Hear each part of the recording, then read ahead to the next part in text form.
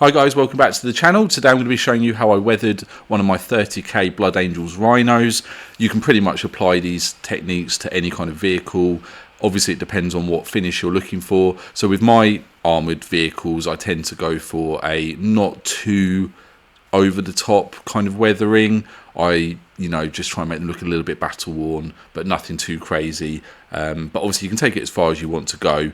And the first step that I do is to apply an oil wash all over the model. I use just a cheap oil paint. In this case I'm using a black, but you could use like a dark brown or a grey even, depending on what kind of finish you want to go for. But I'm using a black oil paint that's been mixed in with some white spirit to a very like watery consistency. It does look quite dark, and that's mainly because I don't want to have to apply loads of coats, but you could do it even more thin down than this and just apply lots of different coats. But this for me is a good amount of coverage versus thickness. The problem I found with oil paints doing this is that it can leave like a residue behind, so you could wipe that off maybe with some kind of sponge with some white spirit on it, but I'm not too worried because, like I say, I am trying to make them look quite dirty, but it depends on how clean you want your finish to be. And once the oil wash is dry, I'm then going over with a sponge, and I'm using a dark grey for chipping. And it's pretty much like a dry brush. It's quite controlled.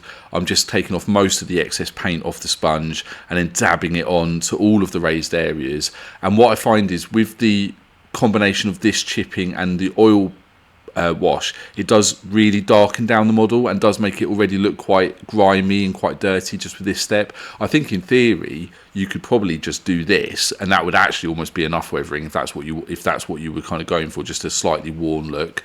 But I do like to take it a little bit further than that, but this would be fine. And it's really quick as well. It doesn't take very long at all. Like the chipping process takes maybe like 10-15 minutes, and it is quite satisfying as well. I wouldn't say it's unenjoyable to do. I've sped up the footage here obviously just to make it a little bit quicker, but you can see how fast it's going on. It's just kind of catching all of the raised areas. I'm trying to apply a little bit of logic to what I'm doing, so around the hatches on the side I'm doing a bit more because these would see quite a lot of use. Also on like the footway, the kind of corrugated metal, I'm doing a bit more in there as well because that would be quite worn down by all of the footsteps of the soldiers coming out of the vehicle. Around the grates and around the grills and all that as well, I'm just kind of applying a bit more. Now what I've done here is I've used another oil wash, which is like a heavily diluted white colour, to apply what I was hoping would look like dust accumulation. And the reason I've done this is in the past with vehicles I quite like the look of dust sat on top of the vehicles, but the problem is if you use pigment powders, they do have a habit of looking really underwhelming when you varnish the model. But if you don't varnish the model, obviously they just rub off. Or if you pick the model up and you've got this pigment powder all over your fingers and then you touch something else, you're just making a big mess with whatever it is you're touching, so including your clothes, the furniture, your kids, your dog. It goes everywhere. So I was looking for an alternative way where I could get a similar kind of finish, but it would be less vulnerable to being rubbed off. But I would actually say in the end that I didn't like the finish on that, so I would actually probably just stick with pigment powders and overdo it slightly so that when you varnish you can still see some of the pigment left on there. And what I'm doing now as well is another kind of experimental thing I've not done before, which is to use a wash kind of specifically formulated for tracks. But really this is just another oil wash. You could get a very similar finish with an oil wash, like a brown wash mixed in with white spirit, or even an Agrax Earthshade or something like that. So I was a bit underwhelmed by this wash. I finished using it on all of the metallics that I wanted to, but it wasn't the best finish.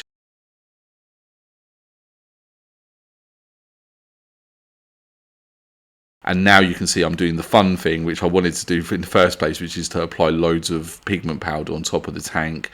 And this is where, dirt has been kicked up as the tank's driven through the mud, and then it's dried in the sun, and it's just left kind of a big old mess on top of the tank. And I do enjoy doing this. What I would recommend is doing what I've done here as well, which is to stick a bit of plain paper down underneath while you're doing it, because then you can actually dab up any stuff that falls off the tank while you're doing it, rather than getting loads everywhere. And also it then does avoid it going on your work desk, because you can't really wipe it up once it's on there. It'll just make a big old mess, and then you're stuck with pigment powder all over everything really. And what I'm using here as well is like a Tamiya, almost like a makeup set.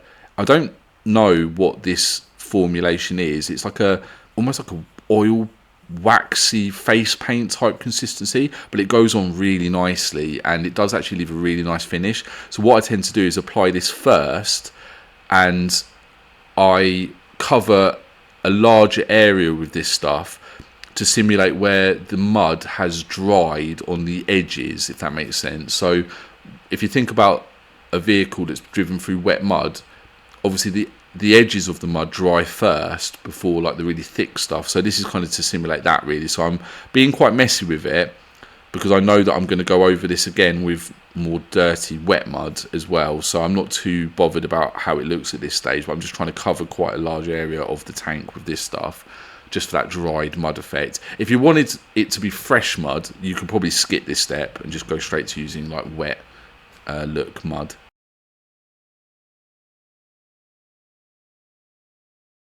Now you can see I'm using the thick mud, which is more like glossy in finish, so that this looks like it is, you know, fresh. It's not dried yet. And I'm trying to leave a little bit of the powdery stuff visible, so it kind of shows that some of it has dried, but I'm really like scraping this into all of the tracks just to show like this vehicle is actually in fresh mud and has been driven around in fresh mud recently.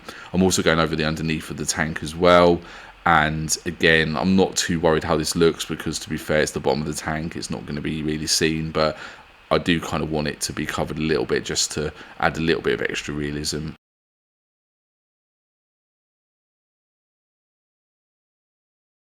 As lots of these videos will mention, it's quite important that you go over your transfers or decals on the vehicles as well, because otherwise they'll look too clean.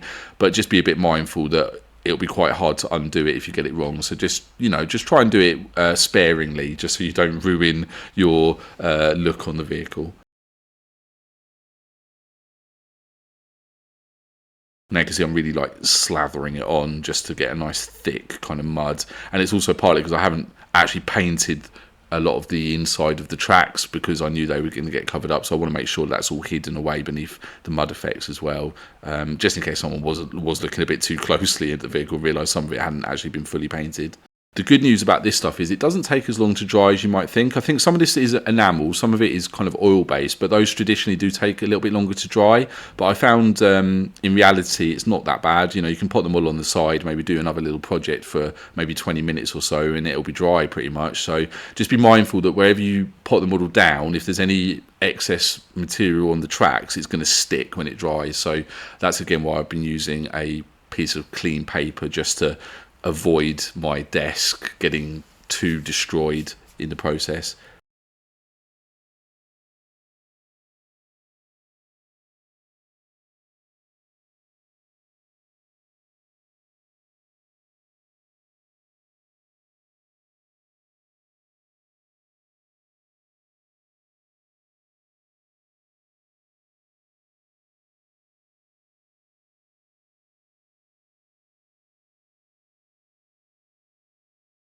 And now you can see the finished result. And all in all, that took about maybe an hour.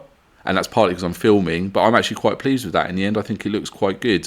And I have not tried to go too overboard with the finish. I've just tried to make it look dirty, but not excessive. I've also got this weird thing with Space Marine vehicles where I don't really like putting rust on them. For some reason, I don't feel like the vehicles would be rusty. I think that a lot of the time with scale modelers, they do add a lot of rust, and I've actually heard that in combat most of the time vehicles don't last long enough to get rusty. They actually get destroyed more quickly than the rust can appear. So I avoid rust, but mud is good and dust is good, and I think hopefully this vehicle has a bit of weight to it now. But let me know what you think in the comments, and if you do like the video, feel free to subscribe or drop me a comment with any feedback if you want to. Thanks very much guys, cheers, see you on the next one.